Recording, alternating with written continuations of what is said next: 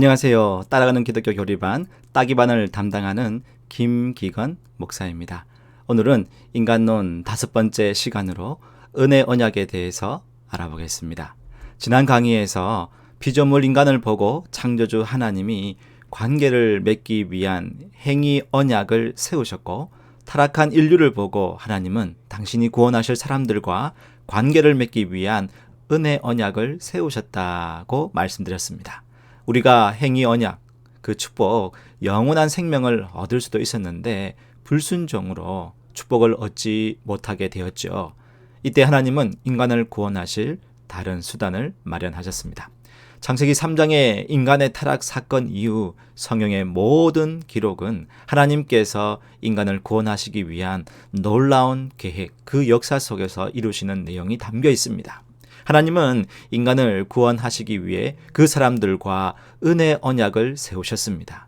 지난 강의에서 창세기 3장에서 타락한 인간을 구원하기 위한 최초의 복음, 원시복음, 원복음을 말씀드렸는데요. 창세기 3장 15절이죠.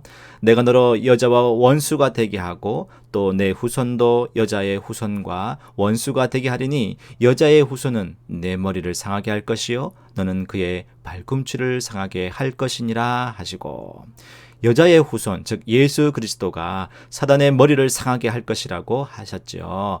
이것은 타락한 인간을 향한 하나님의 구원 계획을 일방적으로 선포하신 것입니다. 말 그대로 인간의 행위가 아닌 일방적으로 부어지는 하나님의 은혜를 표현한 언약, 그래서 그것을 은혜 언약이라고 하지요. 오직 하나님의 사랑과 은혜로 구원이 시작된 것입니다. 은혜 언약의 내용을 보면요, 그저 우리를 구원해 주시는 것만 아니라 너와 너희의 후손은 나의 백성이 되고 나는 너희의 하나님이 된다는 관계를 일방적인 은혜로 맺어주신다는 것입니다. 예레미야 30장 22절입니다. 너희는 내 백성이 되겠고 나는 너희들의 하나님이 되리라. 이 내용은 성경 여러 곳에서 나타나는데요. 에스겔 36장 28절에도 똑같습니다. 내가 너희 조상들에게 준 땅에서 너희가 거주하면서 내 백성이 되고 나는 너희 하나님이 되리라. 그래서 언약은 항상 관계를 염두에 두고 있다는 것을 잊어서는 안 됩니다. 그럼 은혜 언약의 당사자를 볼까요? 언약에는 서로 체결을 맺는 당사자가 있겠지요. 은혜 언약도 마찬가지로 당사자가 있습니다. 은혜 언약의 당사자는 하나님과 하나님이 구원하실 백성입니다. 여기서 하나님은 구원하실 백성과 하나님 사이에 예수 그리스도를 세우십니다. 예수 그리스도는 특별한 역할을 하십니다. 바로 중보자 역할을 하시죠. 히브리서 8장 6절입니다. 그러나 이제 그는 더 아름다운 직분을 얻으셨으니 그는 더 좋은 약속으로 세우신 더 좋은 언약의 중보자시라.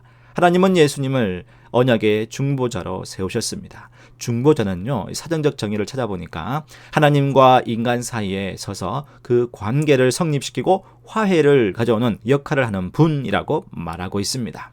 예수님은 하나님께 완벽히 복종하심으로 언약의 조건을 충족시키시고 우리를 하나님과 화해시키셨습니다. 우리에게 있어서 은혜 언약의 조건은요, 구원자 예수 그리스도께서 이루신 일을 그 믿음으로 참여하는 것입니다. 은혜 언약의 조건은요, 믿음입니다. 로마서 1장 17절을 볼까요? 복음에는 하나님의 의가 나타나서 믿음으로 믿음에 이르게 하나니 기록된 바 오직 의인은 무엇으로요? 믿음으로 말미암아 살리라 함과 같으니라.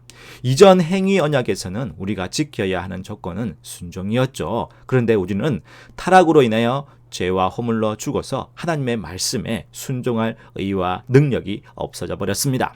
행위 언약을 지킬 수 없게 되었죠. 그러나 예수 그리스도께서 온전히 순종함으로 십자가에서 우리를 대신해서 죽으시고 부활하셨는데, 이것을 온전히 우리가 믿음으로 은혜 언약의 혜택을 받게 되는 겁니다. 온전한 순종은 어려울지라도 온전한 믿음으로 참여하는 것이 은혜 언약의 포인트인 거죠. 그럼 믿음만 강조해서는 될까요? 아닙니다. 은혜 언약을 시작하는 조건은 믿음이었지만 그 언약에 계속 남아있는 조건이죠. 순종입니다. 믿음이 진짜라면 반드시 순종이 따라옵니다. 하나님의 말씀에 대한 순종이 은혜 언약의 구성원이 되었다는 필수 증거가 됩니다. 요한일서 2장 5절 볼까요? 누구든지 그의 말씀을 지키는 자는 하나님의 사랑이 참으로 그 속에서 온전하게 되었나니 이로써 우리가 그의 안에 있는 줄을 아노라. 이처럼 은혜 언약 안에 거하는 성도는 믿음과 함께 순종이 같이 갑니다. 믿음 따로 순종 따로 가는 것이 아니죠. 은혜 언약을 생각할 때 우리는 예수님이 중보자가 되시고 예수님을 믿음으로 영생을 누리게 되니까 신약 이후로만을 생각할 수 있는데요. 아닙니다. 은혜 언약은 창세부터 시작해서 구약과 신약 모두에 관통하고 있습니다. 구약에서는 모든 제사와 절기는 예수 그리스도를 예표하고 있죠. 구약에 나오는 하나님의 백성은 앞으로 오실 메시아의 구원 사역을 내다보고 메시아를 믿음으로 은혜 언약의 복을 누렸다고 할 수 있습니다. 아브라함은 자신을 구원해 주실 하나님께 행위로 의롭다함을 받지 않고 믿음으로 의로 여겨진 바 되었지요. 로마서 4장 2절과 3절을 볼까요? 만일 아브라함이 행위로서 의롭다 하심을 받았으면 자랑할 것이 있으려니와 하나님 앞에서는 없느니라. 성경이 무엇을 말하느냐? 아브라함이 하나님을 믿음에 그것이 그에게 의로 여겨진 바 되었느니라. 이처럼 하나님의 구원 사역은요, 성경 전체에서 나타납니다. 이 구원 사역은 행위 언약이 깨지니까 어쩔 수 없이 하나님께서 은혜 언약을 제시하신 것은 아닙니다.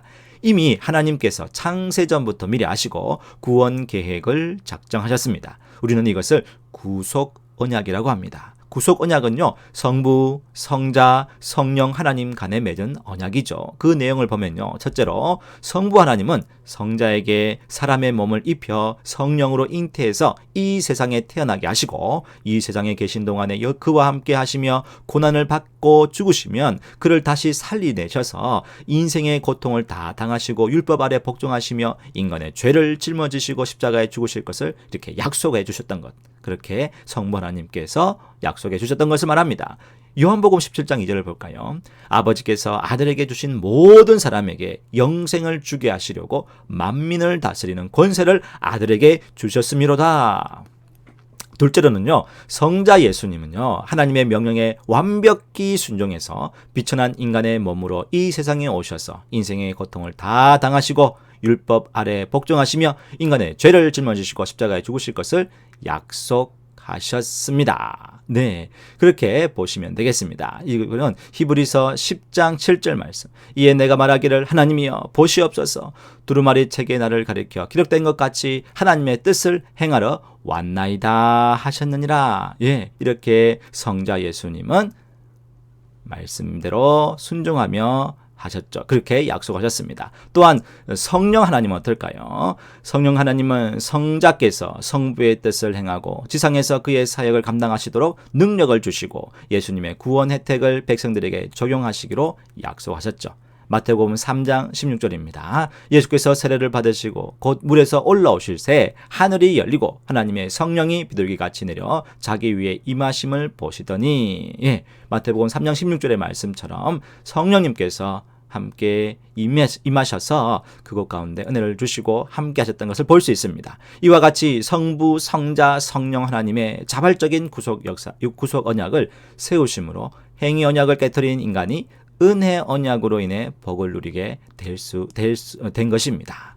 복잡한 것 같지만 우리가 꼭 기억해야 하는 것은 구원이 하나님의 선물이라는 것입니다. 이것은 믿음으로 받습니다. 그리고 믿는 자는 순종이 자연스럽게 따르는 거지요. 거저 받은 구원의 사랑과 은혜에 감사하며 그에 걸맞는 성도의 삶을 살아가시는 저와 여러분이 되시기를 주님의 이름으로 축복합니다. 함께 해주셔서 감사합니다. 여러분 참 잘했어요. 감사합니다.